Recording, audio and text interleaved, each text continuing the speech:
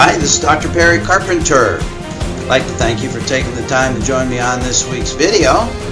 On this week's video, we're continuing with session number 5 of our new series entitled The QME's Crystal Ball. And I have a fascinating series of topics to share with you today. But before we get into today's discussion, let's briefly review where we've come from so far in this program. The philosophy of this program, the QME's Crystal Ball, is to provide you as the qualified medical evaluators with some tools that you can employ in those circumstances where you find yourself at difficult decision-making crossroads in the preparation of your QME report. And as I'm sure you'll agree, the work that we do as qualified medical evaluators is not an exact science. There are many gray areas that we face and that we stumble upon in the course of the work that we do. And in those difficult times when we are required to provide an opinion or conclusion, we wonder to ourselves if our opinions and conclusions are accurate, if our opinions and conclusions are truthful, if our opinions and conclusions are a proper representation of the examinee's true condition. And let me just remind you that all of the parties involved in your examinee's case, all of the parties count on us as qualified medical evaluators to provide opinions and conclusions that are accurate.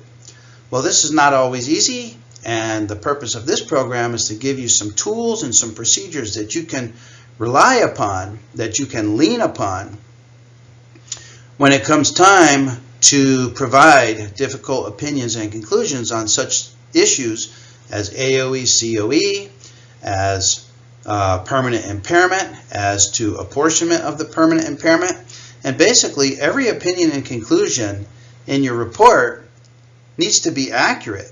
Well, here we provide you with some tools to, as close as possible, arrive at the truth if you could possibly employ a crystal ball. So the purpose of this program is to give you a crystal ball that you can look into and that you can rely on in providing opinions and conclusions that are accurate in each and every case. And we spent our first few sessions of this program talking about how to arrive at accurate opinions and conclusions on the AOE and COE determination. And that involved how to take an accurate history and how to arrive at the truth as to the occurrence or non-occurrence of an actual industrial injury. And then we spent some time talking about the relevant medical history, as the examinee's relevant medical history relates to such issues as AOE, COE, and then also in the cases of accepted claims for industrial injury, as the examinee's relevant medical history relates to the apportionment of any permanent impairment that you may provide for the examinee. And so thus it's important to obtain accurate details and relevant facts related to the history of the injury, and then also the examinee's relevant past medical history. And I gave you some tools that will help you arrive at truthful facts regarding both of those major topic headings in your QME report. Now in today's session, I want to move on to a fascinating series of topics, especially for you as doctors, especially for us as doctors, and especially for you as a doctor. I want to talk to you about the physical examination that you perform on the qualified medical on the examinee during your QME examination. And I want to talk to you about how to determine which of your physical examination findings represent true positive physical examination findings upon which a finding of permanent impairment can or may be based. So not all physical examination findings are truly positive or true positive physical exam findings. And I want to talk to you today about what an actual and true positive physical examination finding will look like in your QME examinee, which is different from an examinee that you may evaluate in your clinical practice. So our QME examinees represent a distinct subset of all the physical examinations that we may do in our life as a practicing physician.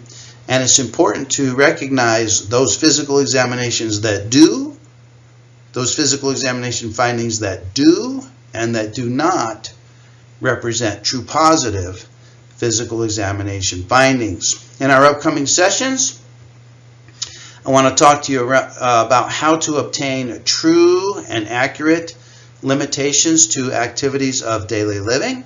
And this is going to be important in providing your permanent impairment ratings because, as we know, the AMA guides rely heavily upon limitations to activities of daily living in providing for permanent impairment ratings. And so therefore, it's important that you discover the true and accurate limitations that your examinee may or may not have with regards to the industrial injury that they sustained. And then we're going to get into some discussion about how to obtain true and relevant diagnostic study findings that relate to your examinee's industrial injury and that relate to the important opinions and conclusions that you provide in your report, such as your permanent impairment rating and your apportionment opinion. So have a fascinating series of discussions for you over the next couple of weeks. And so for today, with no further ado, let's begin today's discussion regarding the true nature of positive physical objective examination findings.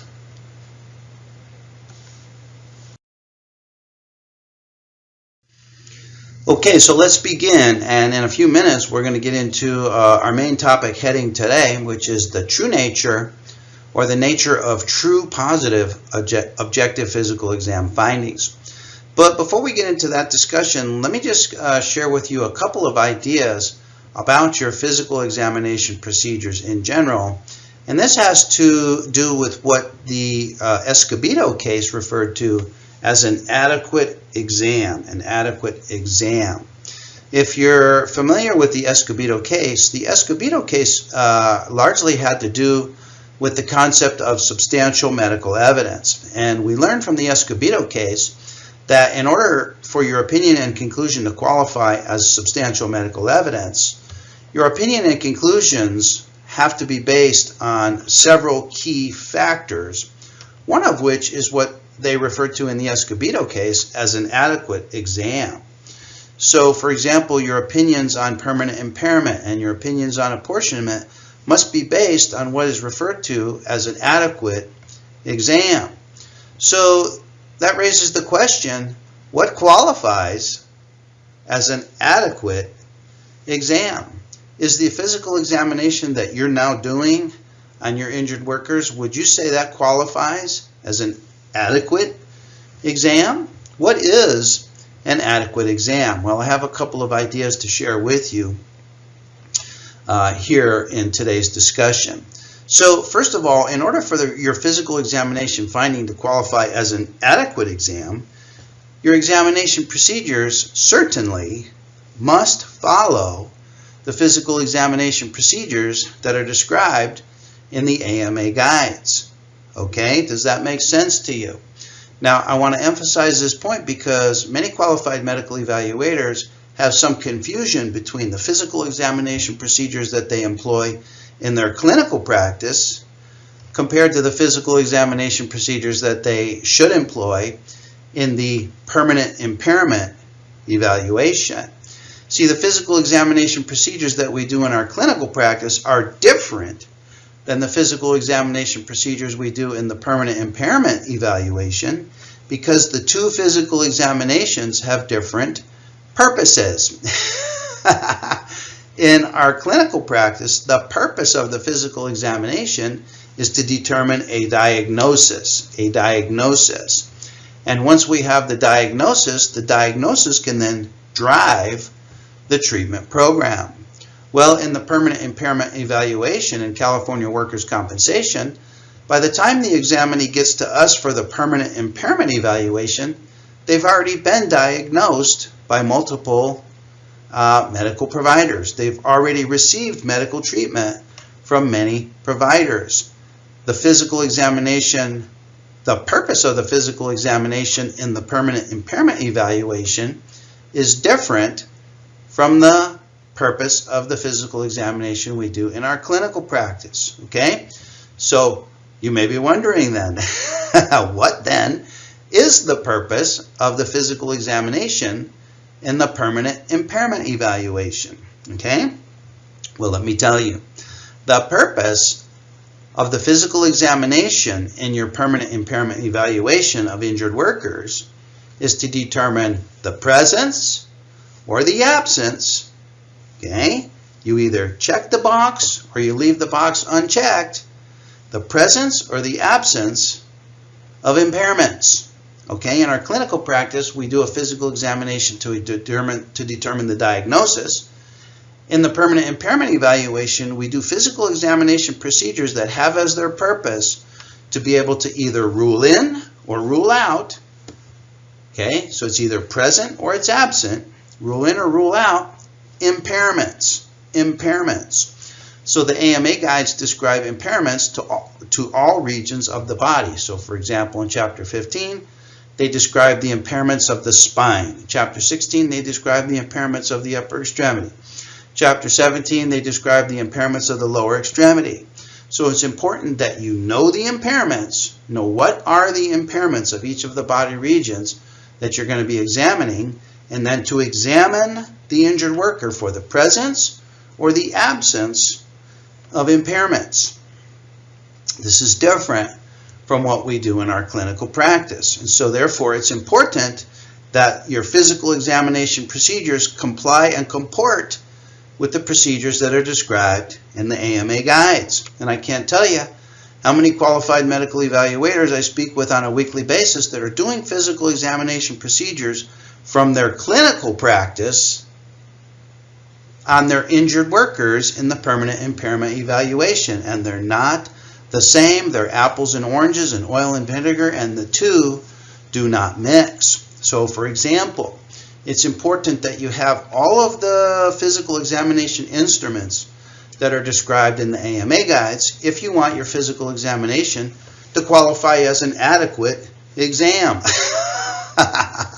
Can you imagine being in a deposition and having one of the opposing attorneys ask you, how did you obtain your range of motion measurements of the spine, and you tell them that you visualized the range of motion measurements, or that you used a goniometer, or that you used some sort of a range of motion wheel or some other device besides the instruments that are described in the AMA guides, which are dual digital inclinometers.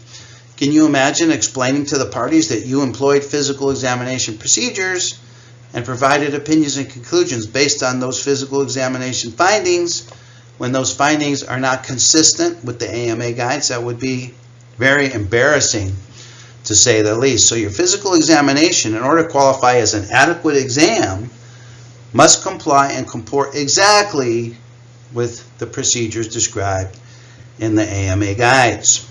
Number two, and this is a principle, and I want you to adopt this as your operating procedure with your very next evaluation, and that is, in order for your physical examination to qualify as an adequate exam, you must perform every single objective test required by the AMA guides. Now, the AMA guides, as we know, place heavy emphasis on what they refer to as objective physical examination findings. And objective physical examination findings are those physical examination procedures that require an angle measurement, a circumferential tape measurement, a reflex testing. Objective test procedures are those procedures that require some sort of a numeric output, okay? Such as a measurement, such as an angle, such as a numeric rating on muscle strength testing. So many qualified medical evaluators either get in a rush, or for whatever reason they omit objective tests when many of the impairments are based on findings of objective tests. So the principle is, perform every single objective test. Never, ever, ever leave the face-to-face evaluation with a single objective test undone. You must discipline yourself to perform every single objective test on every single examinee every single time. Never, ever fabricate a measurement that you didn't obtain, because the examinees, they know which measurements you obtained and they know which measurements you didn't obtain. And when they read your report, you don't want to be citing angles and measurements and distances and circumferences that you did not actually obtain. So from now on, discipline yourself to perform every single objective test every single time. And then finally, if you know which body parts that you're going to be examining in the upcoming evaluation, I want you to start thinking to yourself about what type of special clothing the examinee is going to be required to either bring to the evaluation or that you will need to provide to the examinee. So for example, for lumbar spine examinations requires neurologic testing of the lower extremities. So you're going to want to provide a pair of shorts for the examinee so that the examinee's legs would be exposed and amenable to neurologic testing. And this suggestion for proper clothing goes to any involved body part that you're going to actually need to lay your eyes on and perform testing on. You're going to want to have that part of the body exposed, and you're going to want to plan in advance for the clothing needs of your particular examinee. And then finally, in order for your physical examination to qualify as an adequate examination, more and more these days it's becoming more and more necessary for you to employ at least a couple of non-physiologic examination maneuvers, also referred to as non-organic examination maneuvers, in order to assess the credibility of your examinee. And you're going to see, if you've not seen this already as a trend in the cover letters that you're receiving, especially from the claims administrator and the defense attorney, they want to know whether you find the examinee to be credible or not, and they're asking, even sometimes by specific names, such as using names like Waddell's tests, they're requesting that you employ certain non-physiologic examination procedures so that you can, number one, assess the examinee's credibility, and number two, so that you can report to the parties on the examinee's credibility as relates to these non-physiologic examination maneuvers that you employed in your physical examination. So it's a good idea to begin to study up on some of the different non-physiologic and inconsistency examination maneuvers that are applicable to the involved body parts of your very next upcoming evaluation. And by employing some of these basic suggestions here, especially in that your physical examination comply with the AMA guides exactly, you can be assured and confident that your physical examination will never be criticized by any of the parties involved with reviewing your report. Because I can tell you, if I was a claims administrator and I reviewed a report, like many of the reports that I do review, if I reviewed a report that appeared to not qualify as an adequate exam, number one, I wouldn't pay for the report. I wouldn't pay for the report, and I don't think you would either. I wouldn't pay for the report.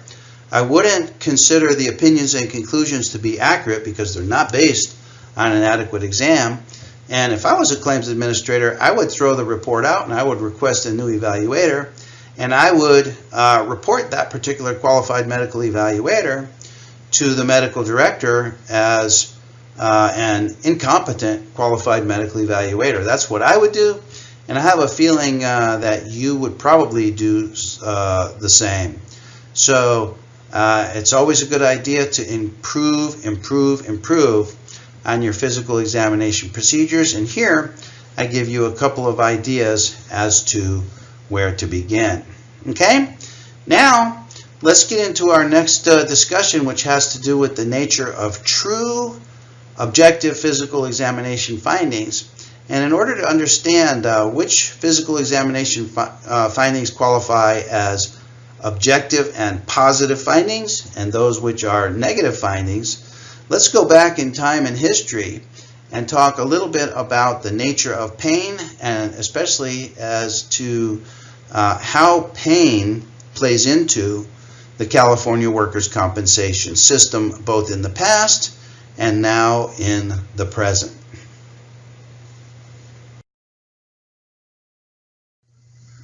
Okay, so in order to understand the nature of true, positive, objective physical examination findings, we're going to go back in time and see what the 1997 Permanent Disability Rating Schedule has to do or has to say about pain, and then also we're going to come up into the present and we're going to see what the AMA Guides 5th edition has to say about pain, as pain relates to positive physical objective examination findings, and as pain relates to limitations and activities of daily living.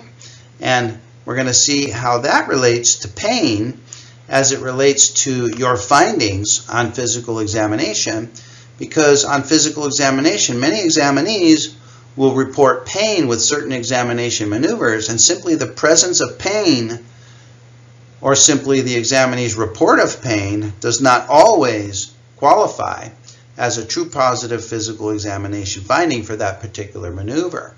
Okay, so let's build on this concept of pain by going way back in time, perhaps before many of you were even qualified medical evaluators, and take a look at the 1997 Permanent Disability Rating Schedule and some references from the 2001 Physician's Guide that instruct us about the many different types and the different qualities of pain.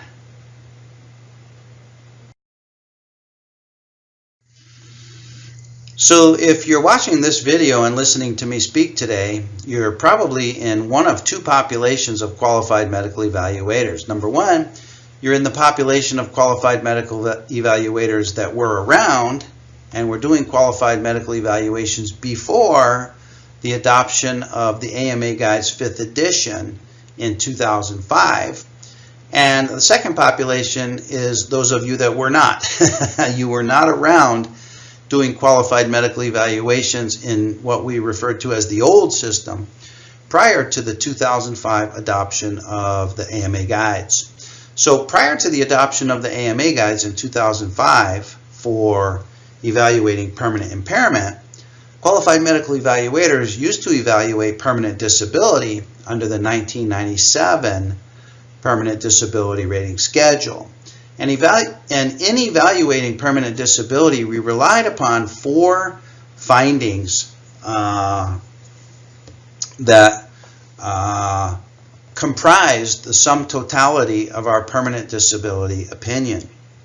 So we relied on what were referred to at the time as subjective factors of disability. We relied on what were referred to as objective factors of disability. We relied on loss of pre-injury capacity, and we relied on work restrictions. And in some cases, a permanent disability rating could be based on simply one of these four, or two of these four, or three of these four. In some cases, all four of these four findings went into the permanent disability rating, but even just one of them could constitute a basis for a permanent disability rating. So for our purposes in today's discussion, let's focus on the subjective factors of disability. With regards to the subjective factors of disability, we're basically referring to the symptoms that the examinee would report to us at the time of the disability evaluation, particularly the symptom of pain. So we had what were referred to as the words of art that were used to describe the subjective factors of disability, which involved minimal pain, slight pain, moderate pain, and severe pain. And our job as qualified medical evaluators was to act as a translator for the parties, to sit between the examinee here and the parties here we would sit between those two parties and act as a translator and translate the examinee's subjective complaints and the examinee's subjective symptoms into something that were accurate and that could be used in the workers' compensation system. And so our job was to arrive at an accurate description of the examinee's subjective factors, and we had these 4 words of art at our disposal that we could choose from in describing the examinee's pain. So let's take a look at the exact definitions of each of these words of art. So the 2001 Physician's Guide defined for us the subjective factors of disability. They told us that subjective factors are those factors or those findings that cannot be directly measured or observed. Now, let's place this in contrast with the AMA guides, which relies heavily on objective factors that can be directly measured, that can be directly observed. Okay? And in this case, the subjective factors that we're referring to most have to do with pain. Pain. So they told us that subjective factors should be identified by a description of the activity that produces the pain, the duration of the pain, the activities that are precluded and those that can be performed with the pain, and the means necessary for the relief of the pain. Okay? So subjective factors refer to pain and the activity that produces the pain. The pain and the activity that produces the pain. So what types of activities can produce pain? Well, the activities that can produce pain fall in a finite list of categories such as work activities. Work activities can produce pain. How about daily living activities? Daily living activities can be a source of pain. How about physical examination activities? Could physical examination activities be a source of pain? Of course they can. So, as we're going to see with regards to our physical examination, we can qualify the examinee's response of pain, or the examinee's report of pain. We can classify it according to the specific definitions of the subjective factors of disability. So those specific definitions of the subjective factors of pain include the following. A minimal pain is a mild pain. Now this is pain that constitutes an annoyance, meaning that it's there, it's actual, it's a bona fide pain, but the pain causes no handicap in the performance of the particular activity, whether that be work activity, whether that be daily living activities, whether that be physical examination maneuvers, and therefore would be considered, at least in the old system, according to the 1997 Permanent Disability Rating Schedule, this type of pain, even though it's a bona fide pain, is considered a non-rateable permanent disability. So let me tell you a story to illustrate this type of pain. I have 2 workout partners that I work out with in the mornings, and we go to the gym and we lift weights, and both of my workout partners, depending on what type of exercise they're employing, will report pain. So one of my workout partners has a lot of shoulder pain. The other workout partner has a lot of elbow pain, and they'll frequently come off the bench wincing in pain, whether it be at the shoulder, whether it be at the elbow. But I notice that the pain, whatever pain that they're having, does not interfere with their ability to lift the weights that they tell me causes them pain. So, for example, while doing the bench press, one of my workout partners will put 2 plates on each side of the bench press. He'll knock out 10 repetitions with good power, good pace, good cadence, and no particular impact on the trajectory of the bar during bench press, and yet will come off the bench and wince in shoulder pain. That is a minimal pain. As another example, my other workout partner will do some elbow flexion type exercises, such as bicep curls and brachioradialis exercises and forearm extensor exercises, and will wince in pain, and yet he's fully able to perform the activity that causes the pain with no reduction in weight required, no reduction in repetitions required, and he employs perfect form on the exercise. And even though those pains are there, even though those pains are annoying, those are minimal pains because they cause no handicap in the performance of the activity that causes the pain. Now, a slight pain is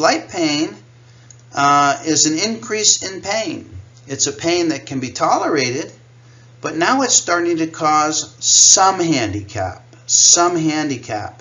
And some handicap is a bit subjective, and it's up to you to determine in your physical examination of your injured worker what qualifies as some handicap. If an examinee bends over and touches his toes but complains of pain during such a maneuver, is there any handicap in bending over to touch the toes? So it's important that you focus on the activity that precipitates the pain. If the examinee complains of pain as he bends over to touch his toes, but he's able to bend over and touch his toes, that qualifies as either a minimal pain, or if you're able to observe some handicap, that might be as much as a slight pain. Now, the next two levels of pain are going to start to impact the activity that causes the pain, whether that be a work activity, a daily living activity, or even a physical examination activity.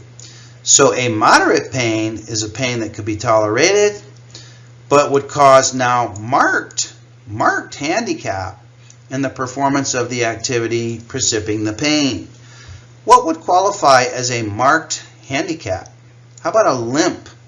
Would a limp qualify as a marked handicap? With a limp, we're starting to see some handicap in the activity of walking. So if the examinee has an ankle injury, and that ankle injury is painful enough to cause the examinee to have an antalgic limp, that might be an example of a moderate pain. Now, a severe pain has an exact definition. And many examinees will describe their pain as a severe pain, but according to the definition of severe pain, most examinee pain will be either minimal pain or perhaps as much as slight pain. Because a severe pain is a pain that precludes the activity that precipitates the pain. This would be an example of severe pain would be someone whose knee gives way on them as they go upstairs or as they come downstairs. The coming down of stairs and the resulting pain in the knee causes the pain to give way to preclude the examinee from either ascending or descending stairs. So severe pain is pain that prevents and precludes the activity. So if you have an examinee who bends over to touch their toes and complains of pain, and yet they're able to bend over and touch their toes, that's certainly not a severe pain. So I want you to picture in your mind, how would a severe pain preclude the examinee from bending over to touch his toes? This is an examinee who would lean over to touch their toes, and upon approaching the pain would come up short and would stop because of the pain. They would have a marked handicap and a preclusion from bending over to touch their toes. And this is something that would be readily observable in your physical examination. Now, if we fast forward to 2005 with the adoption of the AMA Guides 5th edition, the AMA Guides 5th edition has something similar to say about pain, something similar to what the 1997 Permanent Disability Rating Schedule had to say about pain. Well, on page 5 of the AMA Guides, they tell us that A 0% whole person impairment rating is assigned to an individual with an impairment. They have an actual impairment, but the impairment has no significant organ or body system functional consequence and does not limit the performance of common activities of daily living. And I submit that this also includes does not limit physical examination findings. So with an examinee who has pain, who has an impairment, but that impairment does not limit the performance of activities of daily living under the old 1997 permanent disability rating schedule, that would qualify as minimal pain, which at the time was a non-rateable permanent disability. So the AMA guides take the same position. If the examinee has an impairment or the examinee has pain, that does not necessarily qualify for a permanent impairment rating if the impairment or if the pain does not interfere with common activities that precipitate the pain. So this is a principle that you can also apply to your physical examination procedures, in that many examinees will report pain with physical examination procedures, but that report of pain does not qualify a true objective physical examination finding that supports a finding for permanent impairment when they're fully able to perform the physical examination maneuver. And the physical examination maneuver is not limited in any way. Okay? So if that's true, then what could qualify as a true positive physical examination finding that could support a finding for permanent impairment? What would a physical examination finding in the context of slight pain, in the context of moderate pain, in the context of severe pain, what would that physical examination finding look like? And this is the concept of the nature of true positive physical examination findings. So in your upcoming physical examination of your very next injured worker, I want you to review the physical examination procedures that you plan on performing during that evaluation. And imagine to yourself what would constitute a minimal pain on the physical examination findings. What would constitute a slight pain? What would constitute a moderate pain? And what would constitute a severe pain?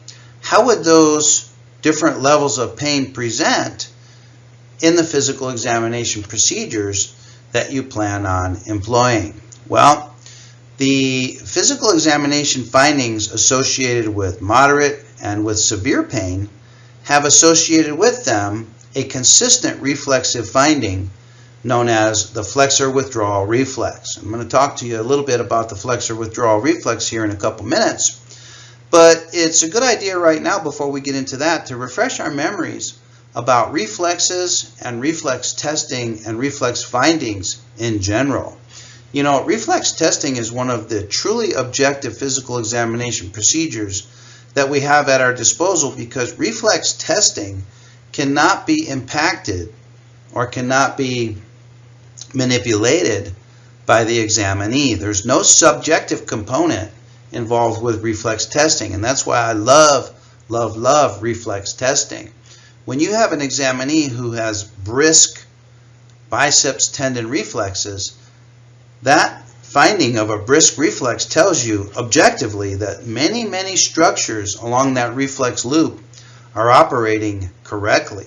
You have to have many structures operating correctly in order to obtain brisk reflexes, and it's a true objective finding. Despite what the examinee says about pain, numbness, tingling, weakness, neurologic findings, normal brisk reflexes tell you that that entire loop is functioning properly. Well, similarly, in the presence of moderate and severe pain, we're going to observe a unique phenomenon associated with the flexor withdrawal reflex. And the flexor withdrawal reflex, like reflex testing, is a true positive, objective physical examination findings that supports the examinee's subjective statements or subjective complaints of pain. So let's take a look at the flexor withdrawal reflex and how the flexor withdrawal reflex is present during many of our typical physical examination maneuvers.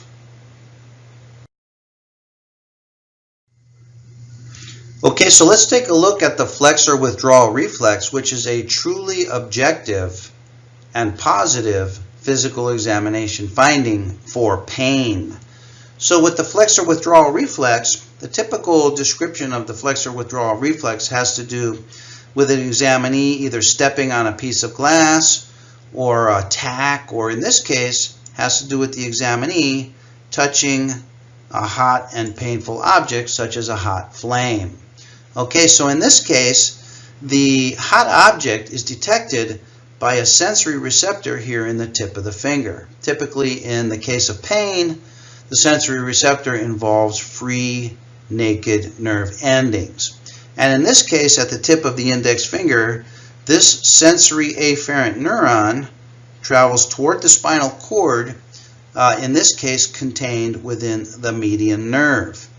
And the impulse, the depolarization of this sensory afferent neuron, the depolarization spreads towards the spinal cord and enters the spinal cord, in this case probably in about the C6 level, travels initially in the median nerve and then becomes spread out and divided out and enters the spinal cord at the C6 nerve level. It has its nerve cell body here in the dorsal root ganglion of the spinal cord. These are pseudo-unipolar neurons that then project into the spinal cord and either monosynaptically or through an interneuron synapse with a primary afferent motor neuron that would then innervate the biceps muscle. Again, a C6 innervated muscle, and would cause the bicep muscle to reflexively contract to pull the finger away from the painful stimulus. It's a flexor withdrawal reflex. The reflex withdraws the finger away from the painful stimulus. Now, not shown in this diagram, but occurring simultaneously, would be a reflex inhibitory response to the tricep muscle here, so that the tricep muscle would allow the bicep muscle, the antagonist muscle, would allow the antagonist to the tricep, would allow the bicep muscle to contract and allow the finger to come away from the painful stimulus. Now, what's amazing about this flexor withdrawal reflex is that it's instantaneous and it's reflexive. And it's a reflexive response to an activity that is markedly interfered with or which is precluded by the pain. You are precluded from keeping your finger over a hot object by the pain, due to the pain, by the operation of the flexor withdrawal reflex. So the flexor withdrawal reflex is a true positive physical examination finding indicative of bona fide moderate or severe pain. So let's see how this might manifest itself in some of the common physical examination maneuvers that we employ. Okay, so as an example, let's consider an examinee who has shoulder pain or who has a shoulder injury, and we're examining the injured worker for shoulder instability. And you've all heard of the shoulder apprehension maneuver. Shoulder apprehension maneuver is designed to elicit either subluxation or dislocation of the shoulder, which would be indicative of a finding of shoulder instability, for which the examinee could qualify for permanent impairment rating. So we employ this maneuver called the shoulder apprehension maneuver. And imagine an examinee whose arm you take through abduction to 90 degrees and external rotation while simultaneously applying an anteriorly directed force to the head of the humerus to simulate or to provoke subluxation or dislocation of the shoulder. And imagine an examinee who reports to you that, oh, that maneuver hurts like heck. Oh, that hurts terribly. I feel like my shoulder is going to sublux or dislocate. Would you consider that to be a true positive physical examination finding for shoulder instability? Let me ask you, does that constitute a true positive physical examination finding? It does not, because it does not involve the flexor withdrawal reflex. Now, a true positive physical examination finding for shoulder instability involves an examinee who looks like this. As the head of the humerus even begins or even initiates a subluxation or a dislocation, there's going to be an initiation of a flexor withdrawal reflex, which is what causes the examinee what's referred to in the literature as the apprehension sign. The apprehension sign is a manifestation of the flexor withdrawal reflex, which causes the examinee to abort the maneuver. How does the examinee abort the maneuver? They abort the maneuver by bringing their arm rapidly back into internal rotation, by adducting the shoulder back to the side of the body, by moving their body in such a way to reduce the potential for a subluxation or dislocation of the shoulder. That's what's referred to as the apprehension sign.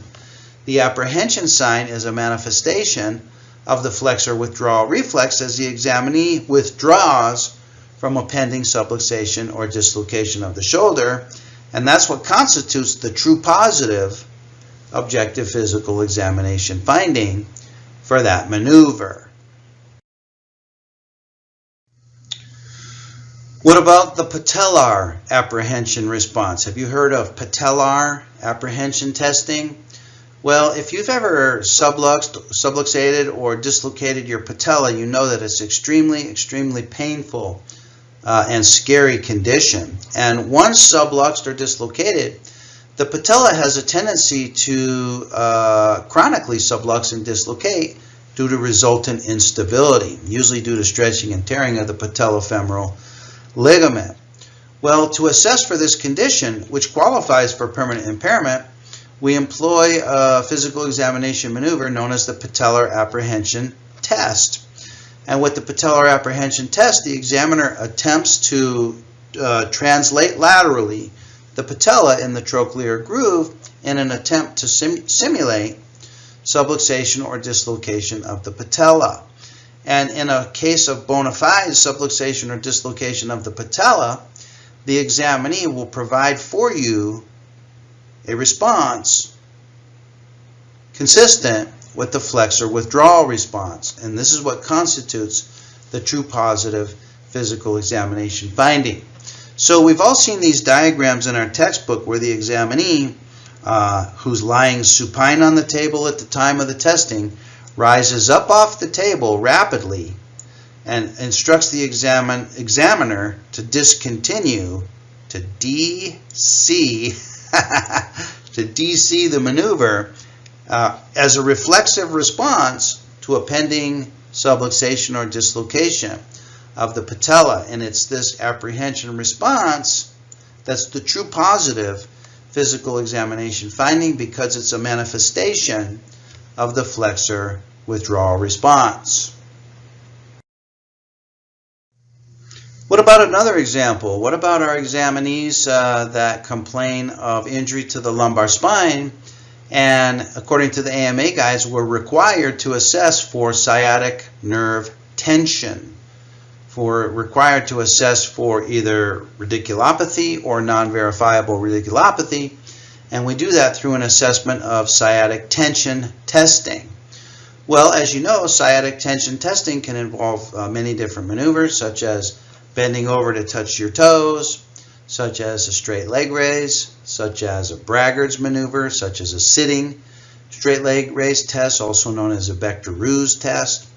And so typically we employ the straight leg raise test. In fact, we're required by the AMA guides to record the straight leg raising angle, the maximum straight leg raising angle measurements. We're required to provide that.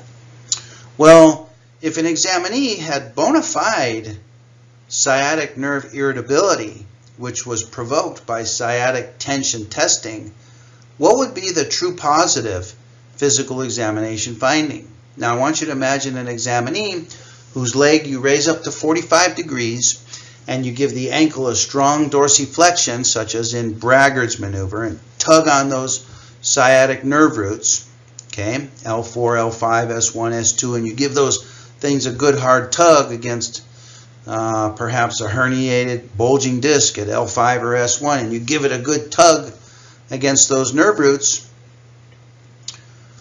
What would a true positive physical examination finding look like? Would a true positive physical examination finding include the examinee saying, "Oh, that hurts. Oh, the pain is terrible all the way down to my foot"? In your opinion, would that constitute a minimal pain? It would, wouldn't it? That would constitute a minimal pain because the pain is tolerated and does not interfere with the activity, which is the dorsiflexion of the ankle, which is the elevation of the leg to 45 degrees, the activity, which is the straight leg raised testing. The pain does not interfere with the testing. The examinee reporting pain without interfering with the activity qualifies only as a minimal pain. So what would a moderate pain look like? What would a severe pain look like? With a moderate or severe pain, the examinee is going to do some type of reflexive maneuver, is going to demonstrate some type of flexor withdrawal reflex that withdraws the examinee from the pain. So for example, in response to ankle dorsiflexion, the examinee is going to plantar flex the ankle in order to reduce the stretch on the sciatic nerve roots. In response to elevation at the hip, the examinee is going to flex at the hip.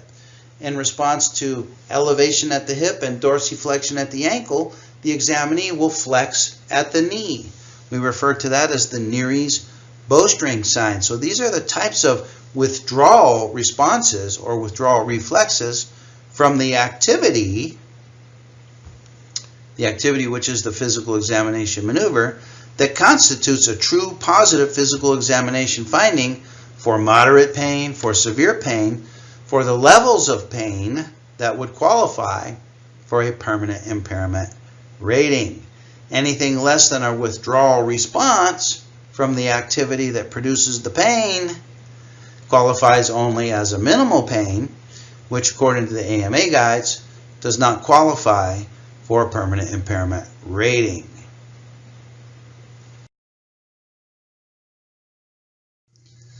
So doctors, isn't that a fascinating idea? True positive physical examination findings involve some manifestation of the flexor withdrawal response. And in the absence of a flexor withdrawal response, the pain that the examinee reports is simply a minimal pain. It's only a minimal pain because the pain does not interfere with the activity, which is the physical examination maneuver, that causes the pain. So when an examinee brings their arm across to their contralateral shoulder and says, "That hurts my shoulder," you can conclude confidently that that pain that they're having, which you cannot see, you cannot measure, you cannot feel that pain yourself, but you can adequately and accurately rate that pain as a minimal pain because you can see that the pain does not interfere with the activity of reaching over to touch the opposite shoulder. And that can be easily distinguished from a pain that's a moderate or a severe pain, which causes a marked handicap or even precludes the activity that causes the pain. So a moderate or severe pain would look something like this. Oh, no, I can't. Oh, no, I cannot. And the pain in that case involves a flexor withdrawal response to move away from the cause of pain. Doesn't that make sense? Doesn't that make sense? Isn't that what an antalgic limp is? Antalgia, as you know, is a Greek word, means away from pain. And with an antalgic limp, the examinee is moving away from pain. It's a manifestation of the flexor withdrawal response. Okay, doctors? So I hope this helps you. The QME's Crystal Ball program is all about arriving at truthful, accurate, and appropriate opinions and conclusions in the body of your report, and those opinions and conclusions are largely based on your physical examination findings.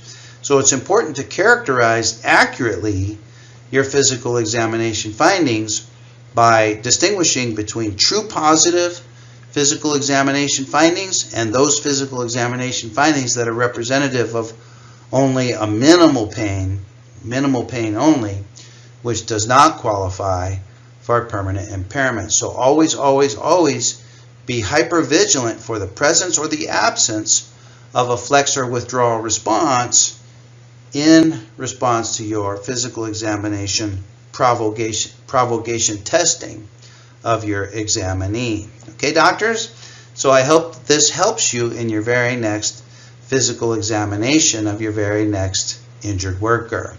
In our next session, we're going to talk about the activities of daily living assessment and how to perform the activities of daily living assessment in the face-to-face evaluation with your examinee so that you can arrive at true and accurate limitations when those are present, and so that you can provide for an appropriate permanent impairment rating for true limitations to activities of daily living for your examinee.